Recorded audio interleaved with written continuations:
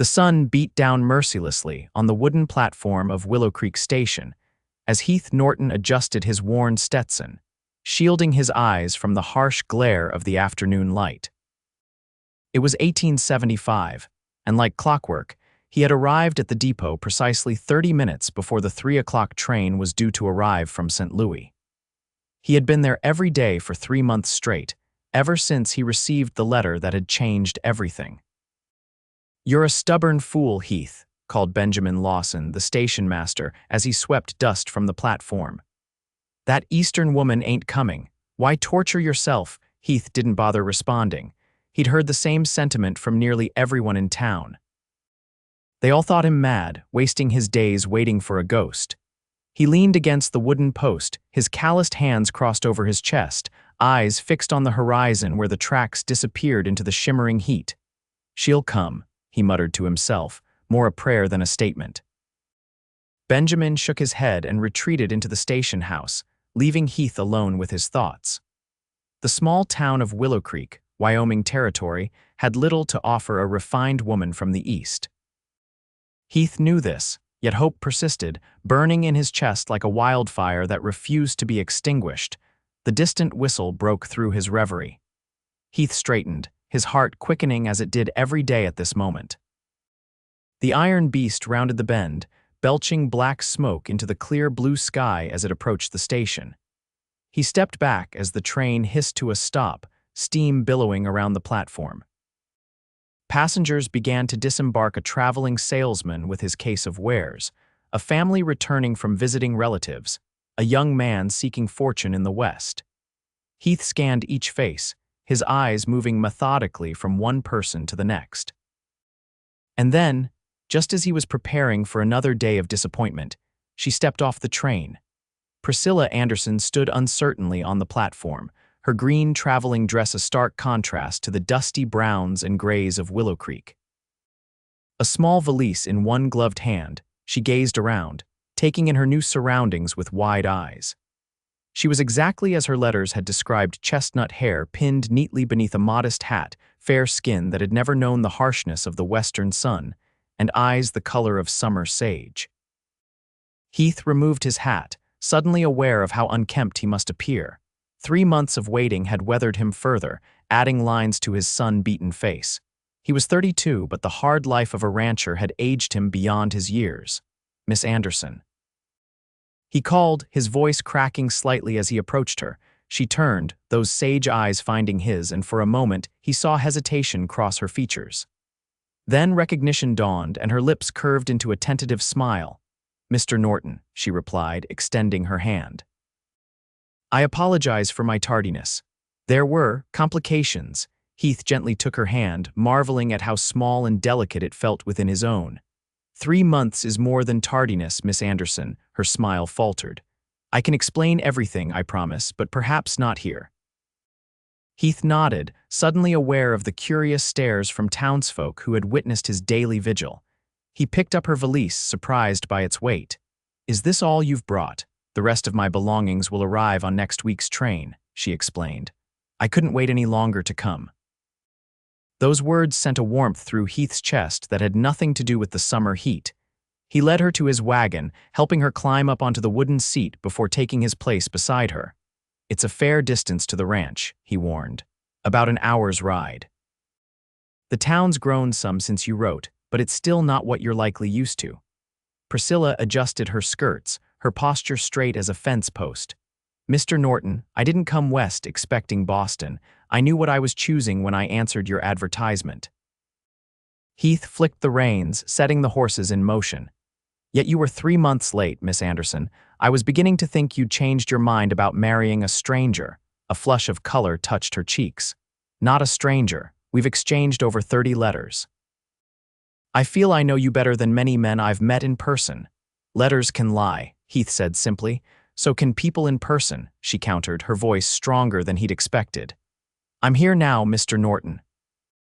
If you've reconsidered your proposal, I understand, but I would appreciate knowing before we go any further." Heath glanced at her, surprised by her directness. The woman in the letters had seemed more reserved, more traditional. But there was something in her eyes now, a determination, a fire that hadn't come through in her careful penmanship. "I haven't reconsidered," he said finally, "but I think we should take some time to know each other properly before we discuss marriage again. The arrangement was for you to stay in the guest cabin regardless. It's yours for as long as you need it." Relief visibly washed over her features. "Thank you, that's very reasonable." They fell into silence as the wagon rumbled out of town, following the winding dirt road that led to Heath's ranch. The landscape opened up before them, rolling hills covered in sagebrush, distant mountains rising majestically against the horizon, and the vast, endless sky that had first made Heath fall in love with Wyoming when he arrived 15 years ago. "It's beautiful," Priscilla whispered, her eyes taking in everything. "Different from what I imagined, but beautiful nonetheless." "It grows on you," Heath replied. "When I first came, I thought it too empty, too harsh. Now I can't imagine living anywhere else." "Your letters mentioned you came from New York originally," Heath nodded. "Left when I was 17. My father wanted me to join his law practice, but I couldn't see myself behind a desk for the rest of my life. Headed west, worked as a ranch hand until I saved enough to buy my own place. And now you have one of the largest cattle operations in the territory, according to your letters," she said with a hint of admiration. "It's a good size," he acknowledged modestly. "Not the largest, but enough to support a family comfortably." He hesitated before adding, "If that's still what you want." Priscilla looked down at her gloved hands. "I left everything behind to come here, Mr. Norton. My parents disowned me when I told them of my plans. They couldn't understand why their only daughter would choose to marry a man she'd never met, to live in what they called uncivilized wilderness." Heath frowned. "You never mentioned that in your letters. I didn't want to worry you with my personal troubles, and I thought I would arrive on time as promised." She turned to face him, her expression earnest. "My delay wasn't by choice, Mr. Norton. My father fell ill shortly before my departure. I couldn't leave while he was bedridden, possibly dying." "I wrote to you explaining I never received any letter," Heath interrupted, pieces suddenly falling into place. "None, I sent 3.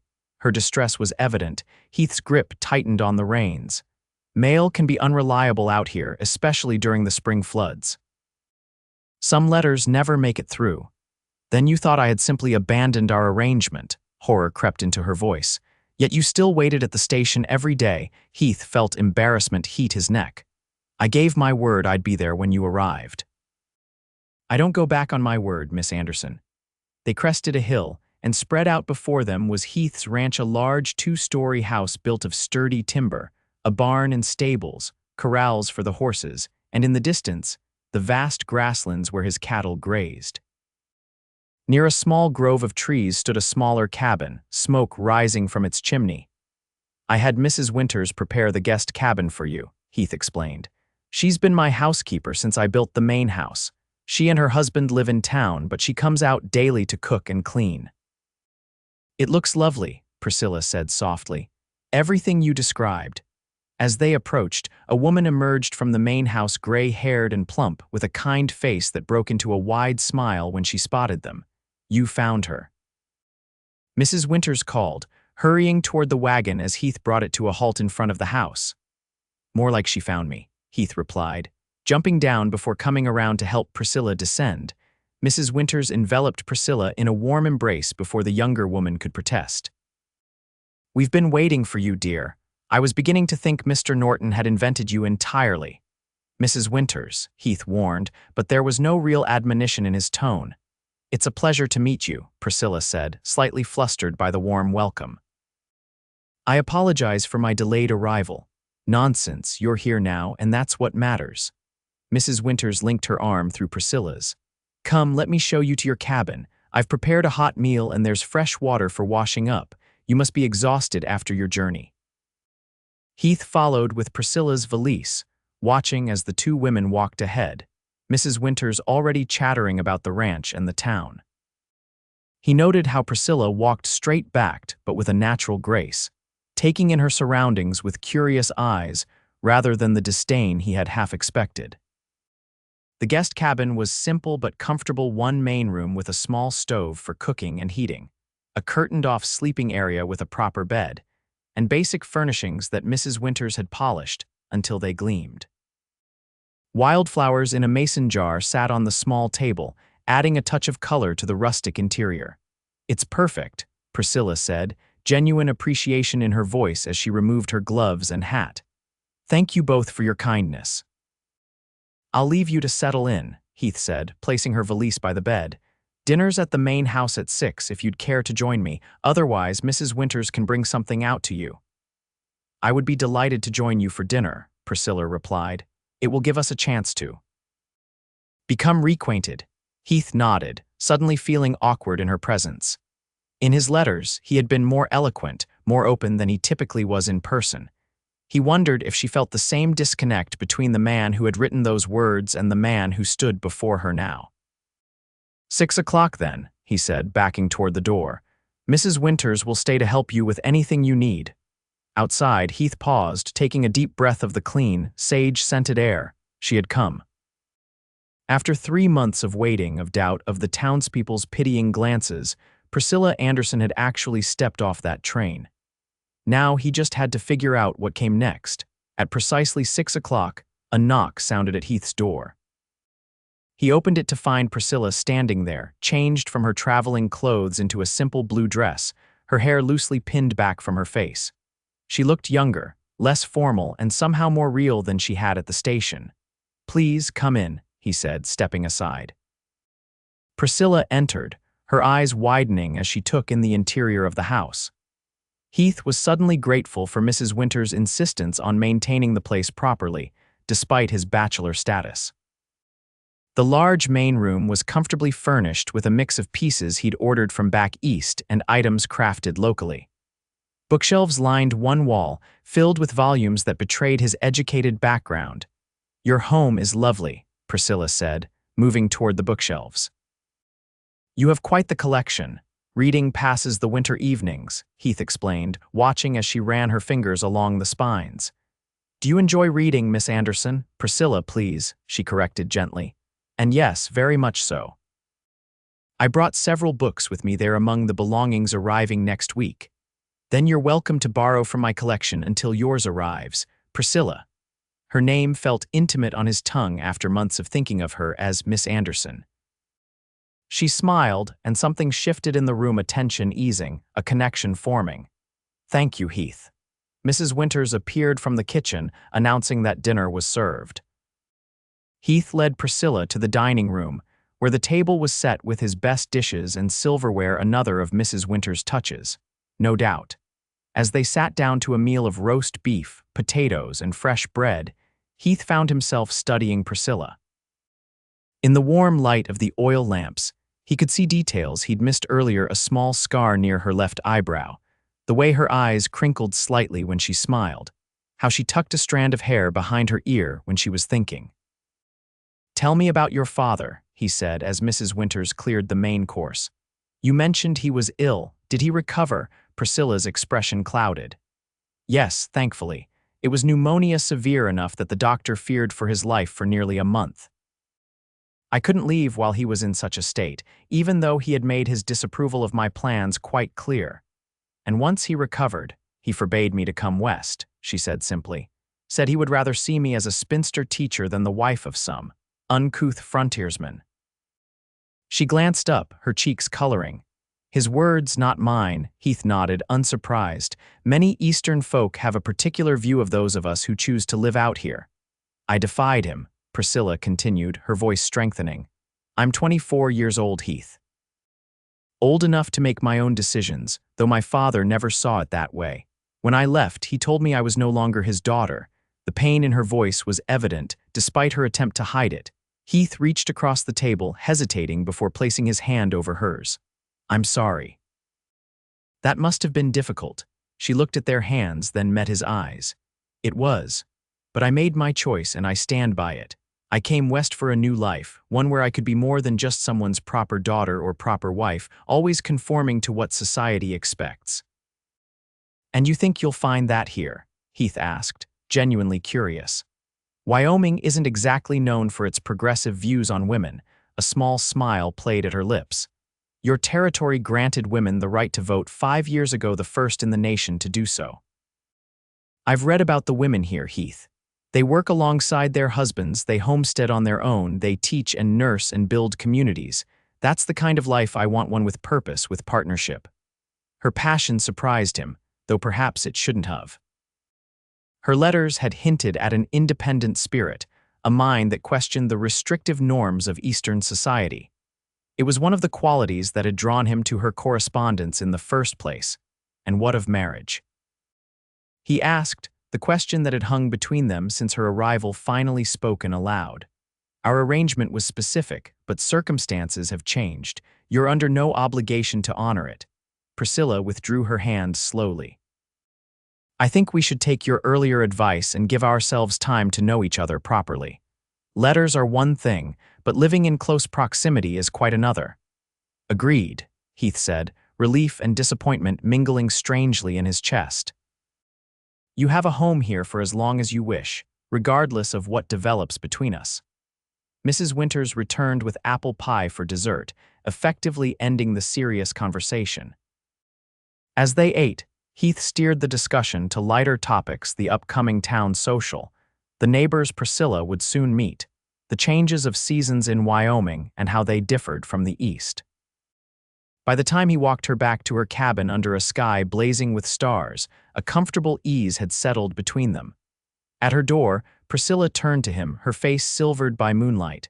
"Thank you for waiting for me, Heath," she said softly. Not many men would have shown such patience. Not many women would have traveled across the country to marry a man they'd never met, he countered with a smile. Well, I haven't married you yet, she reminded him, a teasing note in her voice that he hadn't heard before. Heath chuckled. Fair point, Miss Anderson, fair point. She hesitated, then rose on her tiptoes and pressed a light kiss to his cheek. Good night, Heath.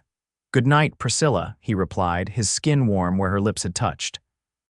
He watched until she was safely inside, then turned back toward the main house, his mind already full of plans for the days ahead. She was here now, and whether or not she became his wife, Heath was determined to make sure she never regretted her decision to come west. The next morning dawned clear and bright, with the promise of heat later in the day. Heath had been up since before sunrise, attending to the morning chores with his ranch hands. By the time he returned to the house for breakfast, he spotted Priscilla walking the grounds, a shawl wrapped around her shoulders against the early morning chill. You're up early, he called, approaching her. Did you sleep well? She turned, smiling at his approach. Very well, thank you. The air here is different, cleaner somehow. I wanted to explore a bit before it gets too hot. Heath fell into step beside her. I have to ride out to check on the herd today. Would you like to come along, see more of the ranch? Surprise and pleasure lit her features. I'd love to, but I'm afraid I'm not much of a rider. We can take the wagon, Heath offered. It's not as quick, but the view's just as good. After a hearty breakfast prepared by Mrs. Winters, they set out in the wagon. Heath pointed out landmarks as they drove the creek that gave the town its name, the best grazing lands, the boundaries of his property. Priscilla listened attentively, asking questions that revealed both her intelligence and her genuine interest in understanding his work. When they reached the herd, Heath introduced her to Thomas, his foreman, and the other hands who were monitoring the cattle. The men tipped their hats politely, their curious glances suggesting that Heath's daily trips to the station had been a source of conversation among them as well. They seem like good men, Priscilla observed as they continued their tour. The best, Heath agreed. Most have been with me for years. Running a ranch this size isn't a one-man job. And yet you never mentioned taking a partner, she noted. Surely that would have been easier than seeking a mail-order bride. Heath guided the wagon up a gentle slope. Business partners come and go. I wanted something more permanent, he glanced at her. Someone to build a life with, not just a business. They stopped at the top of the hill, the vast expanse of Heath's ranch spread out before them. In the distance, the mountains rose majestically, their peaks still capped with snow despite the summer heat. This is my favorite spot on the property, Heath said, setting the brake and helping Priscilla down from the wagon. You can see everything from here. They stood side by side, taking in the view. A comfortable silence settled between them, broken only by the distant lowing of cattle and the whisper of the breeze through the grass. "I can see why you love it," Priscilla said eventually. "There's a freedom here that doesn't exist back east. No buildings hemming you in, no society watching your every move." "It's not without its challenges," Heath cautioned. "Winters are harsh and there's always the risk of drought or disease affecting the herd. The work never really ends." "All life has challenges," she replied. "It's how we face them that matters." Heath studied her profile, struck by the quiet strength she emanated. "What made you answer my advertisement, Priscilla? Truly. There must have been easier paths for a woman of your background and education." She considered his question, her eyes still on the distant mountains. "After my mother died 5 years ago, my father became increasingly controlling. He had plans for me a suitable marriage to the son of one of his business associates, a proper Boston home, a life identical to the one my mother had lived." She turned to face Heath. "I watched my mother wither in that life, Heath. She was bright, educated, full of dreams, but society and my father's expectations slowly extinguished that light. I couldn't bear the thought of the same fate." "So you chose the unknown instead." "I chose possibility," she corrected. "Your advertisement was different from the others. You didn't just want a housekeeper or someone to bear your children. You wrote about partnership, about building something together." A smile touched her lips. "And you mentioned books. Not many cowboys include their reading preferences when seeking a wife." Heath laughed. "I'm not much of a cowboy anymore, more of a rancher now." "Still," she persisted, "there was something in your words that spoke to me. Each letter confirmed my instinct that you were someone I could respect, perhaps even love in time." The word love hung in the air between them, neither acknowledging it directly. "We should head back," Heath said finally. "There's a town social tonight at the church. It would be a good opportunity for you to meet people." "I'd like that," Priscilla agreed, allowing him to help her back into the wagon. As they rode back to the ranch, Heath found himself increasingly aware of her presence beside him, the subtle floral scent of her perfume, the way the sunlight caught in her hair, how her shoulder occasionally brushed against his when the wagon hit a rough patch of road. It was a different kind of awareness than he'd felt with other women, deeper somehow. That evening, Heath waited in the main house while Priscilla prepared for the social.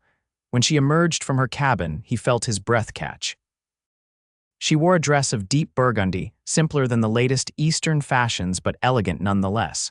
Her hair was arranged in a loose updo with a few curls framing her face.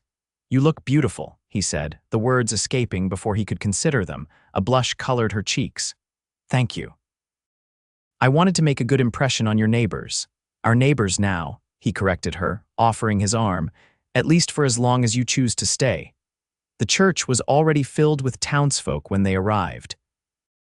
Conversations paused as they entered, curious eyes turning to examine the woman who had kept Heath Norton waiting at the train station for 3 months. Benjamin Lawson, the station master, was the first to approach them. "So she's real after all," he said with a grin, extending his hand to Priscilla. "Benjamin Lawson, madam. I watched this poor fellow wait for you every day." "Priscilla Anderson," she replied, shaking his hand firmly. "I understand I've been the subject of some speculation." "Just a bit," Benjamin admitted, but Heath here never lost faith, stubborn as they come. More introductions followed: the shopkeeper and his wife, the schoolteacher, the banker, the blacksmith and his family.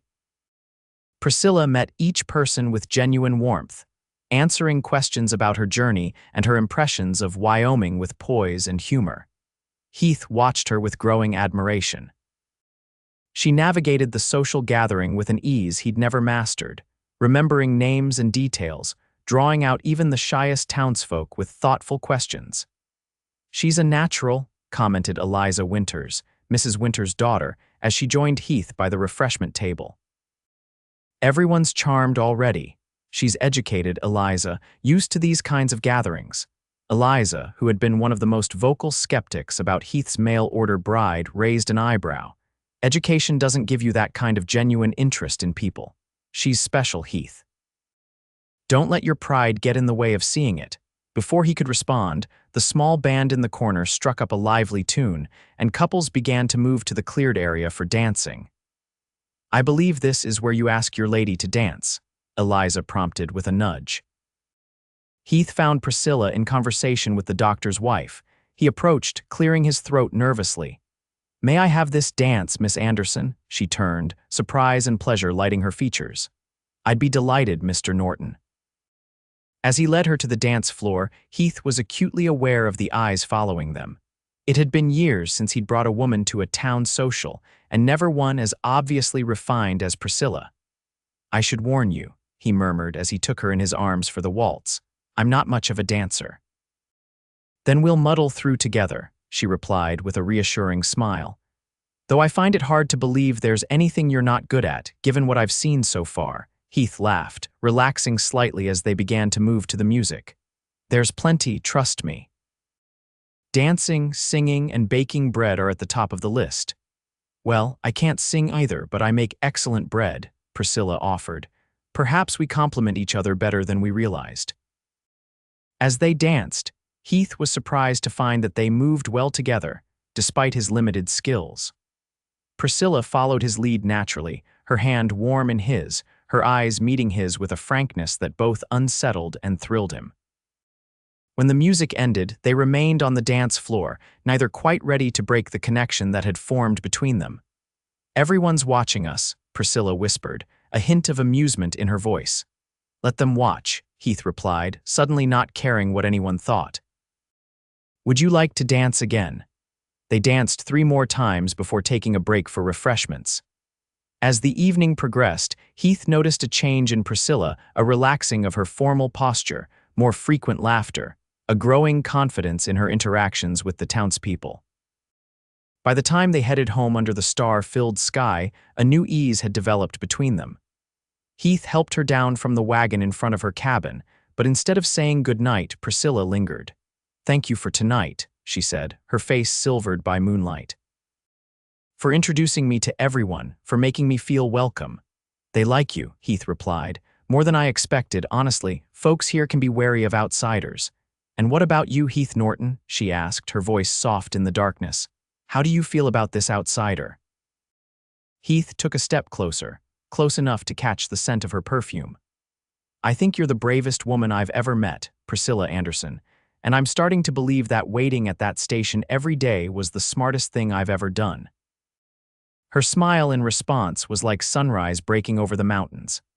Good night, Heath, she said, reaching up to touch his cheek briefly before disappearing into her cabin. Heath stood there for a long moment after her door closed, his heart beating an unfamiliar rhythm in his chest. 3 months of waiting, and now she was here, transforming his carefully ordered world in ways he hadn't anticipated. The question was, what would he do about it? The days that followed fell into a pattern. Heath attended to his ranch duties in the mornings, while Priscilla helped Mrs. Winters with household tasks, learning the rhythms of life on a Wyoming ranch. In the afternoons, Heath would often take her on rides around the property, showing her his favorite spots, teaching her about cattle ranching and the land he'd come to love. Priscilla proved to be a quick learner, eager to understand everything about her new home. She started a small garden beside her cabin, learned to make soap from Mrs. Winters, and even convinced Heath to teach her the basics of riding. Her determination to adapt to Western life impressed not only Heath, but also his ranch hands, who had initially been skeptical of the Eastern woman's ability to adjust. A week after her arrival, Priscilla's remaining belongings arrived on the train, several trunks containing books, clothing, and personal items from her life in Boston. Heath helped her arrange her things in the cabin, surprised by the way she transformed the simple space into a warm, personalized home.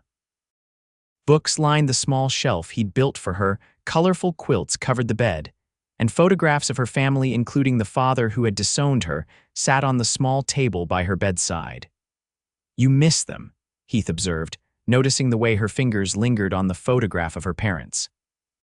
Priscilla nodded. They're still my family, despite everything. My father is a proud man, set in his ways, but he loved me in his fashion. Perhaps in time he'll come to understand your choice, Heath suggested. Perhaps, she agreed, though her tone suggested she didn't really believe it. But I've made my peace with it. My life is here now." The certainty in her voice sent a wave of warmth through Heath. She hadn't specifically said her life was with him, but the implication was enough to nurture the growing feelings he could no longer deny. That evening, as they sat on the porch of the main house watching the sunset paint the sky in brilliant oranges and purples, Heath found himself studying Priscilla's profile. 2 weeks in Wyoming had already begun to change her. Her skin had taken on a light tan, her posture was more relaxed, and she had taken to wearing simpler dresses that allowed for greater freedom of movement. "What are you thinking about so intently?" she asked, catching his gaze. "How different you are from what I expected," he admitted. Priscilla turned to face him fully. "Is that a disappointment?" "No," Heath said quickly. "The opposite, actually. Your letters showed intelligence and character, but they didn't capture your determination or your willingness to embrace new experiences." He hesitated before adding, "Or how beautiful you are when you laugh." A blush spread across her cheeks. "I've changed in ways I didn't expect either. In Boston, everything was planned, structured. Here, I feel free to discover who I really am." "And who is that?" Heath asked, genuinely curious. She considered the question, watching as the last rays of sunlight disappeared behind the mountains. "I'm not entirely sure yet, but I like who I'm becoming. Someone braver, more capable." Her eyes met his. "Someone who might be worthy of a partnership with a man like you." Heath reached for her hand, entwining his fingers with hers. "You were always worthy, Priscilla. The question is whether I'm worthy of you." She squeezed his hand, a smile playing at her lips. "I suppose we'll have to figure that out together." They sat in companionable silence as darkness fell and the stars emerged, their hands still joined, a bridge forming between their separate worlds. The following Sunday, they attended church together, sitting side by side in Heath's usual pew. After the service, Reverend Mills approached them, his kindly face creased in a smile. "Miss Anderson, you're a welcome addition to our congregation," he said. "I understand you've taken well to life in Willowcreek." "Thank you, Reverend," Priscilla replied. "Everyone has been very welcoming." "I was wondering if you might be interested in helping with our school," the Reverend continued. "Mrs. Thompson mentioned you have experience teaching." Priscilla's eyes lit up. "I taught at a girls' school in Boston for 3 years. I'd be delighted to help if needed." "Excellent. We're always short of qualified teachers out here. Perhaps you could assist 3 days a week. The children would benefit greatly from your Eastern education." Heath watched as Priscilla eagerly discussed the details with Reverend Mills. She hadn't mentioned her teaching experience to him, though he wasn't surprised. Her letters had revealed a passion for education and literature that went beyond casual interest. As they rode home, Priscilla could barely contain her excitement. "The school needs so much help, Heath. Books, proper writing materials, advanced arithmetic texts for the older students." "I take it you're accepting the position?" Heath asked, amused by her enthusiasm. "If you have no objection," she said, suddenly concerned. "I should have discussed it with you first." Heath shook his head. "You don't need my permission, Priscilla. Your time is your own, but it would affect our arrangement," she pointed out. "I wouldn't be at the ranch during school hours." "The ranch will survive," Heath assured her.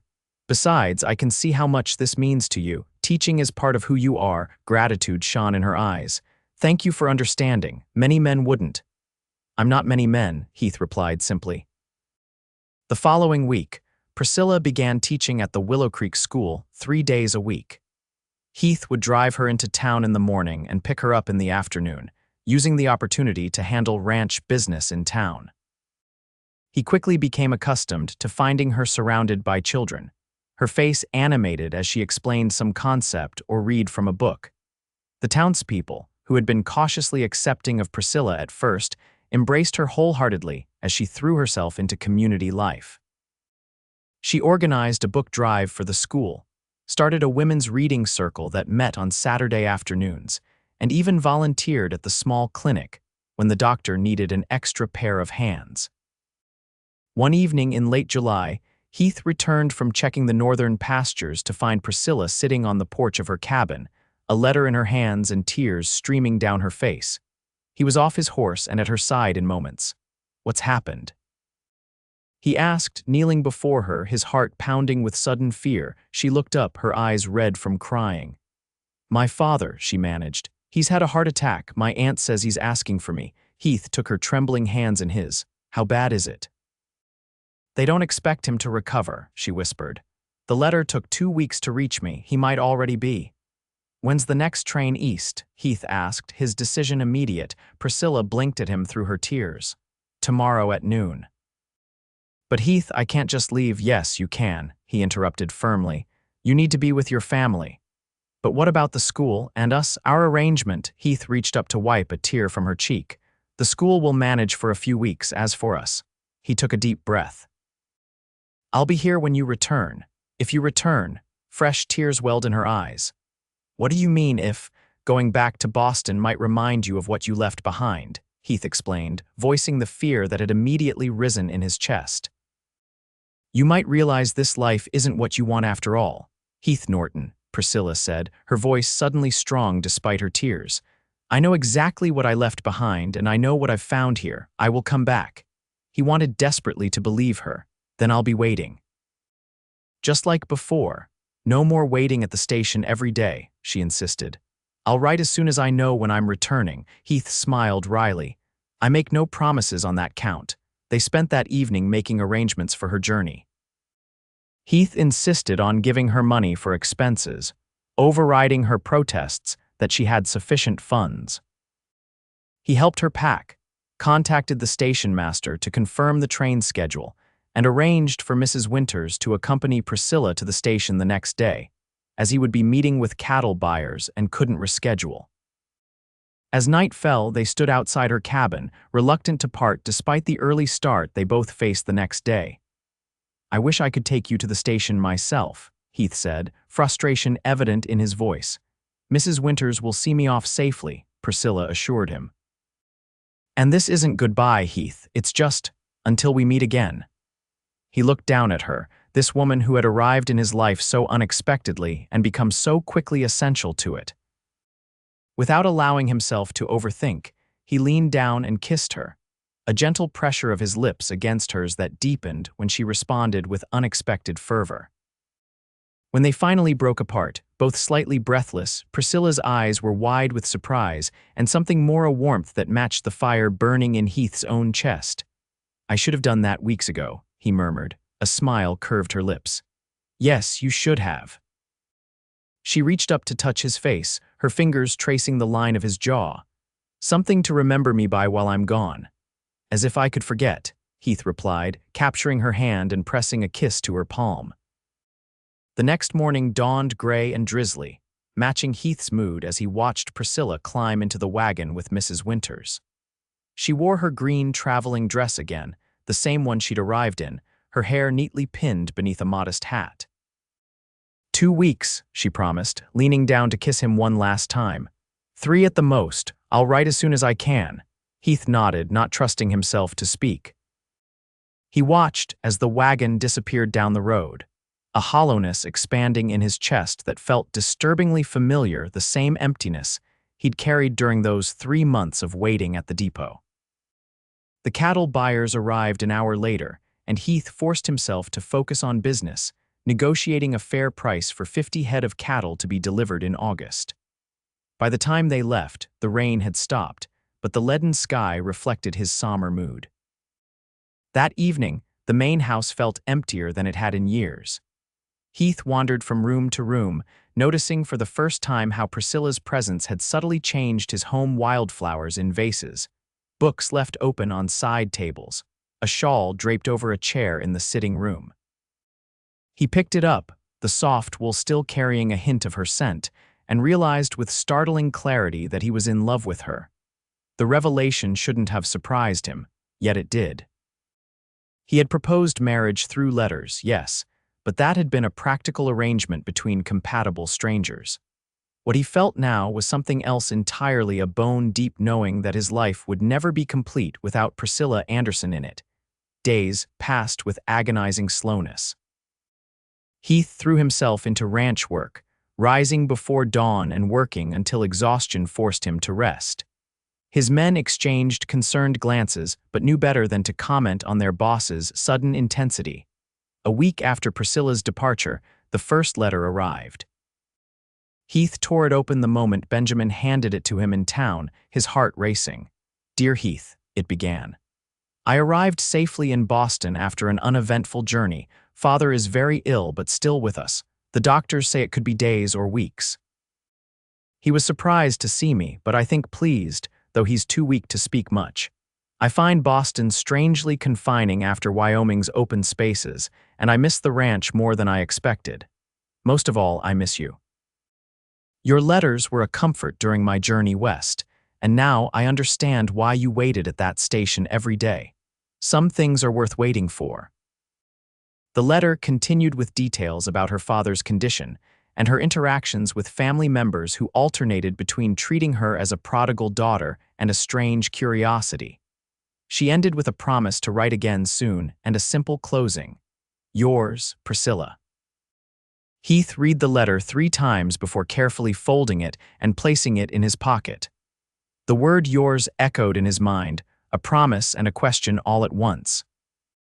2 more letters followed in quick succession, each detailing her father's gradually failing health and her growing certainty that she belonged in Wyoming, not Boston. "The society I once found so essential now seems superficial," she wrote. "The concerns that occupied my days here feel trivial compared to the real work of building a life in the West. I long for the mountains, the clean air, and the honesty of existence I found with you."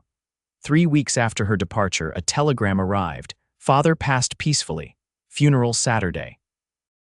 Will take evening train west on Monday. Arrive Thursday noon. Yours always, Priscilla." Heath read the telegram twice, grief for her loss mingling with selfish relief that she was returning. He immediately sent a reply expressing his condolences and confirming he would meet her train. When Thursday arrived, Heath was at the station a full hour early, pacing the platform as he had done for 3 months earlier that year. Benjamin watched him with knowing amusement. "Some things never change," the station master commented.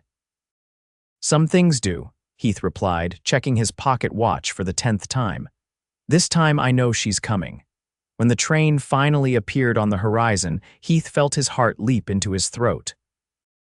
He straightened his tie, adjusted his hat, and positioned himself near where the passenger cars would stop. As the train hissed to a halt and passengers began to disembark, Heath scanned each face anxiously. And then she was there, stepping down from the train in a black morning dress, her face pale but resolute. Their eyes met across the platform, and for a moment neither moved. Then Priscilla was running toward him, propriety forgotten as she threw herself into his arms. Heath held her tightly, breathing in the scent of her hair, feeling the solid reality of her in his embrace. "I'm so sorry about your father," he murmured. She nodded against his chest. "He found peace at the end, and he gave us his blessing." Heath pulled back slightly to look at her. "He did." A small smile touched her lips. "His last coherent words were to tell me to follow my heart, wherever it led. He said he'd been wrong to try to keep me in a life that wasn't mine to live." Heath felt a weight lift from his shoulders, a burden he hadn't realized he'd been carrying. "And where does your heart lead you, Priscilla Anderson?" She reached up to touch his face, her eyes shining with unshed tears and something deeper, warmer. "Home, Heath Norton, to you, if you'll still have me."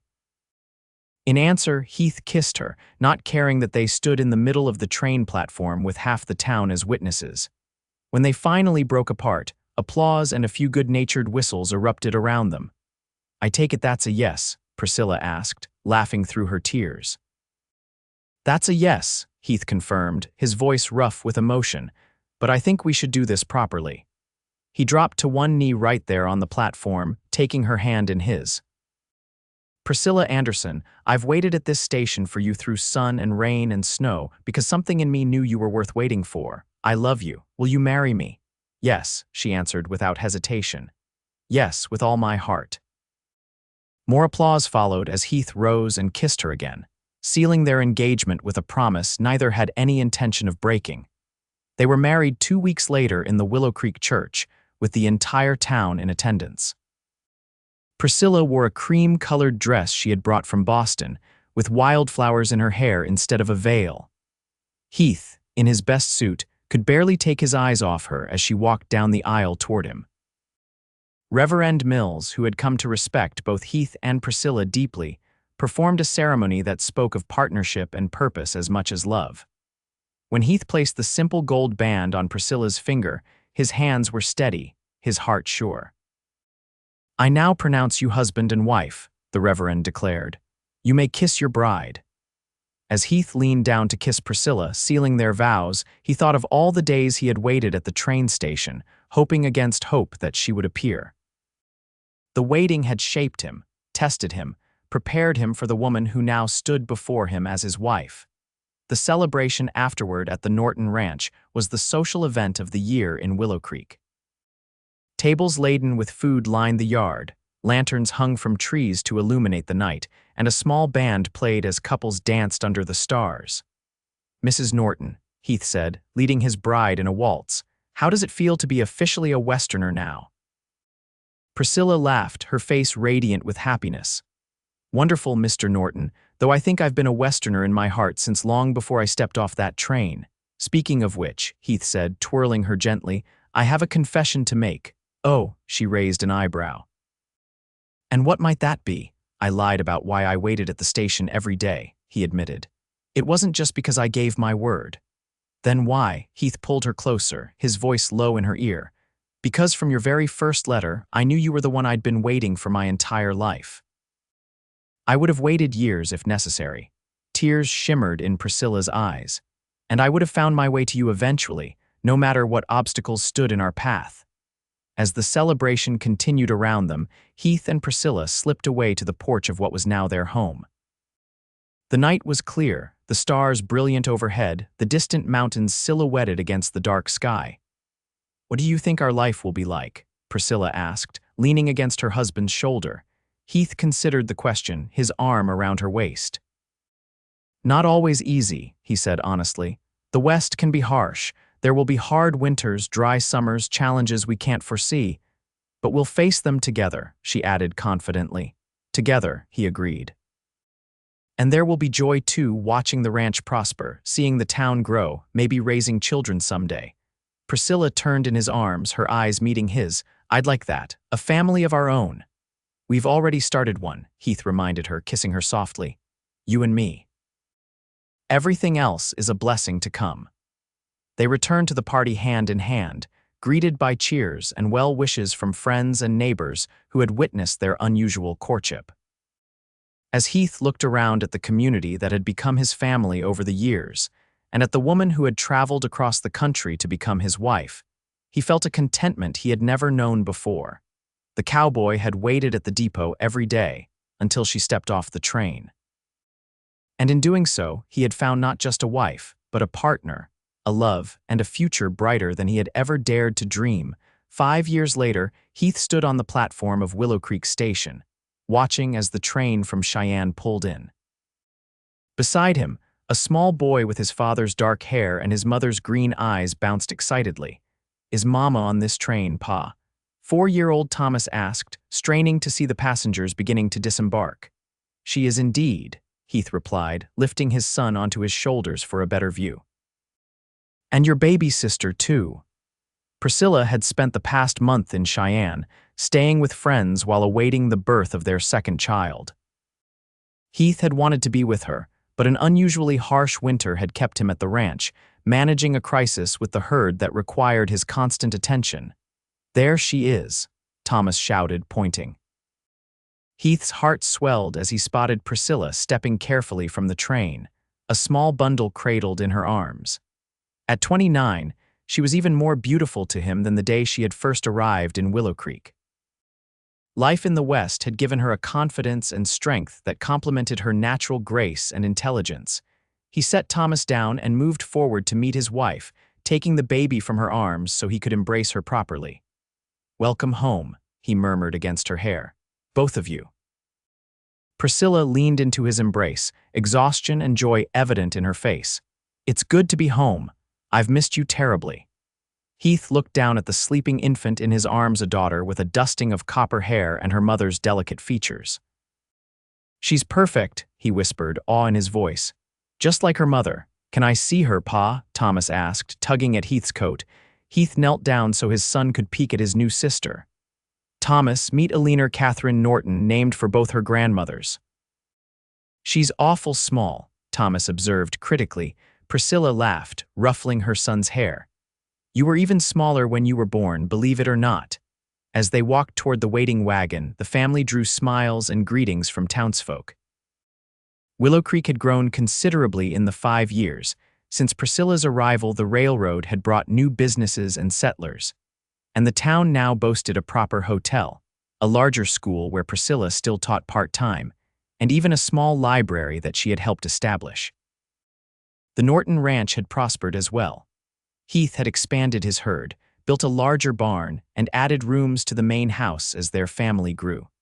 Priscilla's garden had become a source of pride, providing vegetables and herbs for their table and flowers that brightened every room. How are things at the ranch? Priscilla asked as they settled into the wagon, baby Eleanor secured in a basket between them and Thomas seated on his father's lap. Much better, Heath replied. We lost fewer cattle than expected, and the new well is finally producing water. Mrs. Winters has been keeping the house in order and spoiling Thomas rotten in your absence. And how's the new schoolteacher managing? Priscilla had reluctantly given up full-time teaching when Thomas was born, but had continued to assist at the school whenever possible. Miss Johnson is doing well, though the children miss you, Heath said. She's asked if you'd consider returning to teach the older students next fall once Eleanor is a bit bigger. Priscilla's eyes lit up. I'd like that very much. As they drove through town, Heath marveled at how seamlessly Priscilla had woven herself into the fabric of Willowcreek. She served on the town council, had established a scholarship fund for promising students who wished to continue their education, and had even convinced Heath to donate land for a new community garden where families without property could grow their own vegetables. The woman who had stepped off the train 5 years ago seeking a new life had not only found one, but had helped create better lives for those around her as well. When they reached the ranch, Mrs. Winters rushed out to greet them, cooing over baby Eleanor and whisking Thomas inside for the cookies she had baked in anticipation of their return. Heath carried Priscilla's bags into the house while she settled Eleanor in the nursery they had prepared months earlier. That evening, after the children were asleep and Mrs. Winters had returned to town, Heath and Priscilla sat on the porch swing, watching as the last light faded from the sky. Her head rested on his shoulder, his arm around her waist, a familiar and comfortable position they had adopted countless times over the years. I thought about this moment every night in Cheyenne, Priscilla said softly, just sitting here with you watching the sunset over our land. Our land, Heath repeated, loving the sound of those words on her lips. Do you ever regret it? Coming west, marrying a rancher, living so far from civilization? Priscilla lifted her head to look at him, surprise in her eyes. After 5 years, you still need to ask. Not really, he admitted with a smile, but I like hearing your answer. She settled back against him, her hand finding his. I have never regretted a single day, Heath Norton. Well, perhaps that time you insisted we could make it home before the blizzard hit, and we ended up stranded in that line shack for 3 days. Heath chuckled. As I recall, you didn't mind that particular adventure too much once we got the fire going. True, she conceded with a laugh. Thomas was conceived in that line shack after all. They fell into comfortable silence, listening to the night sounds of the ranch, the distant lowing of cattle, the soft nickering of horses in the barn, the whisper of wind through the cottonwoods. I've been thinking, Heath said eventually, about expanding the school program, setting up scholarships for students who want to attend college back east. Priscilla turned to look at him, surprise and pleasure in her expression. That's a wonderful idea. What brought this on? Something you said years ago about education being a bridge between worlds, he explained. The West needs doctors and lawyers and engineers too. Young people shouldn't have to choose between education and staying true to their roots. Just as I didn't have to choose between my education and falling in love with a rancher, Priscilla noted. Heath nodded. Exactly. I've already spoken with the banker about establishing a trust, I thought you might want to help design the program, set the requirements. Priscilla leaned up to kiss him, her lips soft against his. I would love that. Thank you for understanding how important this is. You've taught me a lot about the value of education, Heath said, and about many other things as well. Such as patience, for one, he replied with a smile. Waiting at that depot every day taught me that some things, the most important things, are worth waiting for, no matter how long it takes. Priscilla's eyes softened. And what would you say was worth the wait? Heath gathered her closer, his voice low and sincere. This life we've built together. The family we've created, the love we share. He brushed a strand of hair from her face. You, Priscilla Norton, you were worth every minute of waiting and every minute since. As night settled fully over the Norton ranch, the couple remained on the porch, talking softly about their plans for the future, the children's education, improvements to the ranch, dreams both practical and fanciful. Tomorrow would bring new challenges and responsibilities, but for now, they were content in each other's company, secure in the knowledge that they had found in each other exactly what they had been searching for. The cowboy had waited at the depot every day until she stepped off the train. And in doing so, he had found not just a partner for life, but a love story worthy of the vast Wyoming skies under which it had unfolded, expansive, enduring, and more beautiful than either of them could have imagined on that fateful day when Priscilla Anderson had finally arrived in Willowcreek.